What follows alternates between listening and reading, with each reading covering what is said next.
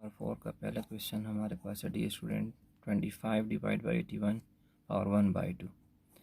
सो given है हमारे पास 25 divide by 81 whole power 1/2। अब डियर स्टूडेंट हम क्या करते हैं कि 25 को हम लिख सकते हैं 5 मल्टीप्लाई बाई 5। इस तरह 81 को हम लिख सकते हैं 9 मल्टीप्लाई बाई 9 और होल पावर है हमारे पास डियर स्टूडेंट 1/2। अब अगर डियर स्टूडेंट देखें कि इसकी पावर भी 1 है, इसकी पावर भी 1 और नीचे हमारे पास 9 की पावर भी 1 है और इसकी पावर भी 1। तो हम पीछे लॉज ऑफ एक्सपोनेंट में पढ़ चुके हैं कि अगर हमारे पास बेसिस क्या हो, सेम हो, जैसे यहाँ 5 और 5 है, तो इनके जो एक्सपोनेंट है वो आपस में क्या हो जाएंगे, ऐड। सेम 1 + 1 यहाँ भी ऐड हो जाएगा और होल एक्सपोनेंट है हमारे पास इसका 1/2। तो अब डियर स्टूडेंट हमने क्या करना है कि इनकी पावर्स को आपस में प्लस कर देंगे 5 और 9। 5 की पावर भी हमारे पास 2 हो जाएगी और 9 की पावर भी हमारे पास 2 एंड होल पावर तो आप देख रहे हैं कि वो हमारे पास क्या है 1/2। अभी हमने ये पढ़ा है कि अगर हमारे पास एक बेस है और उसके 2 एक्सपोनेंट हैं तो वो एक्सपोनेंट हम इनको क्या करेंगे, अलग अलग देंगे। तो 2 इसका एक्सपोनेंट है और 2 हमारे पास 9 का भी एक्सपोनेंट है। तो ये ऊपर जो 1/2 है ये इन दोनों के साथ क्या हो जाएगा, मल्टीप्लाई। सो डियर स्टूडेंट ये हमारे पास आखिर में इस 2 इसके साथ और ये 2 इसके साथ कैंसिल हो जाएगा। तो लास्टली हमारे पास आंसर क्या आ जाएगा, 5 डिवाइड बाई 9। तो इन्हीं लॉज ऑफ एक्सपोनेंट को सामने रखते हुए हम इस क्वेश्चन नंबर 2 को भी सॉल्व करने की कोशिश करते हैं। सो गिवन है हमारे पास AB whole power 1/2 and denominator में है 1 divide by AB whole power 1 divide by A। तो डियर स्टूडेंट्स को हम कुछ इस तरह लिखते हैं, ये हमारे पास हो जाएगा AB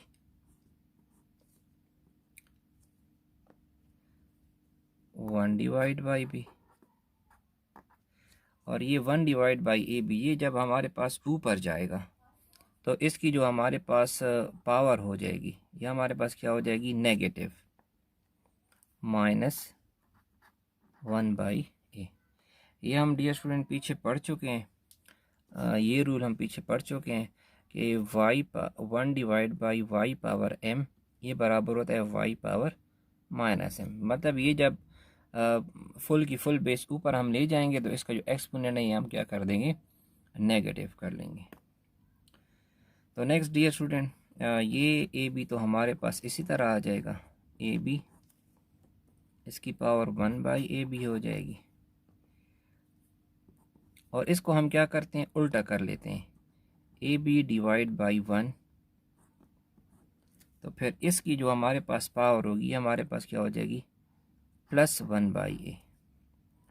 अब ये भी हमारे पास डियर स्टूडेंट रूल है कि x divide by y power अगर हमारे पास क्या हो -m हो, तो अगर इसको हम उल्टा कर देंगे, x/y है, इसको अगर हम कर देंगे y डिवाइड बाई x, उल्टा कर देंगे, तो इसकी जो हमारे पास ये पावर होगी अगर नेगेटिव है तो पॉजिटिव हो जाएगी और अगर पॉजिटिव है तो नेगेटिव हो जाएगी।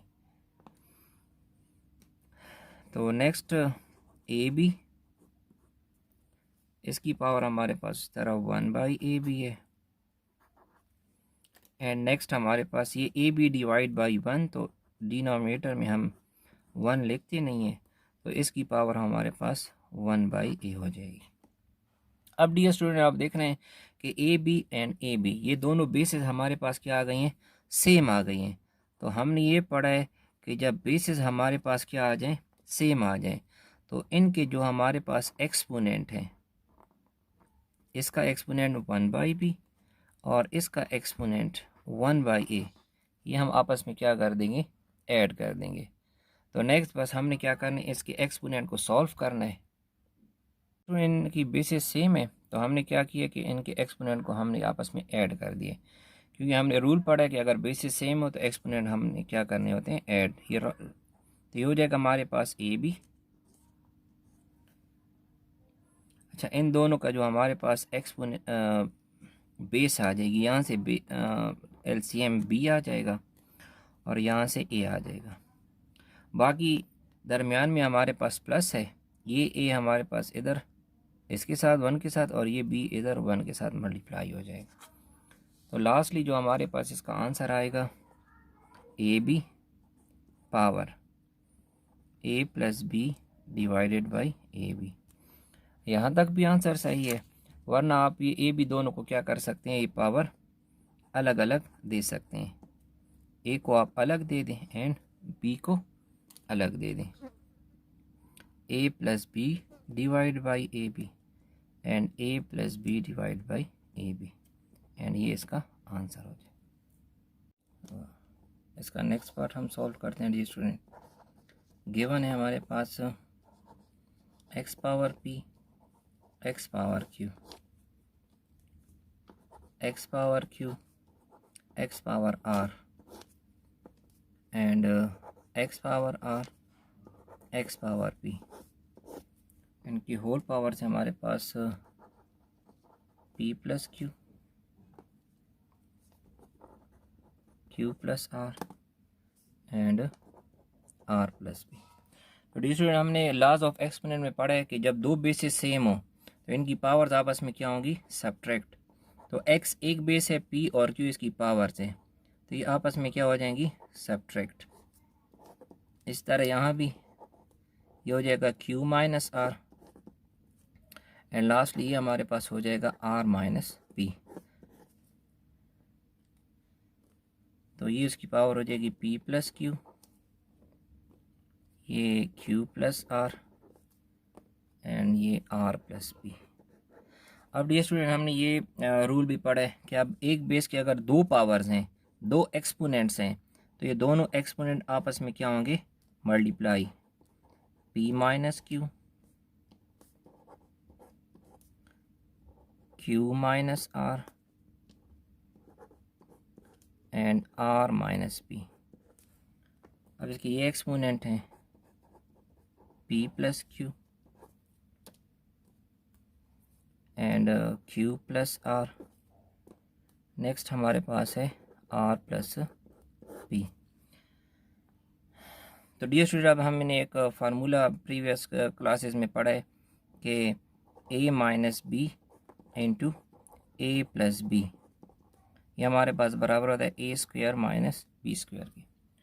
तो इस तरह अब हम लिखेंगे डियर स्टूडेंट कि x की पावर देखें p minus Q and p plus Q है, तो ये हमारे पास हो जाएगी p square minus Q square. ये फार्मूला हमने अप्लाई किया है dear student. And next x की पावर हमारे पास हो जाएगी Q square minus R square, और नेक्स्ट x की पावर हमारे पास हो जाएगी R square minus P square. अब देखें डियर स्टूडेंट, आप देख रहे हैं कि x x x basis same है और आपस में मल्टीप्लाई हो रही हैं।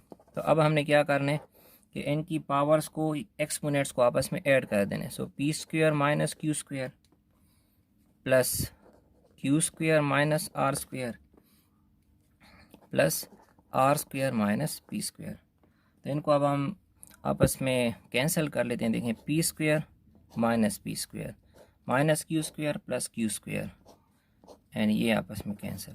तो जो पावर इसकी आ जाएगी क्या, 0, और जिस बेस की पावर 0 हो वो हमारे पास 1 के बराबर होता है। और ये इंतहाई इम्पोर्टेंट क्वेश्चन है एग्जाम पॉइंट ऑफ व्यू से।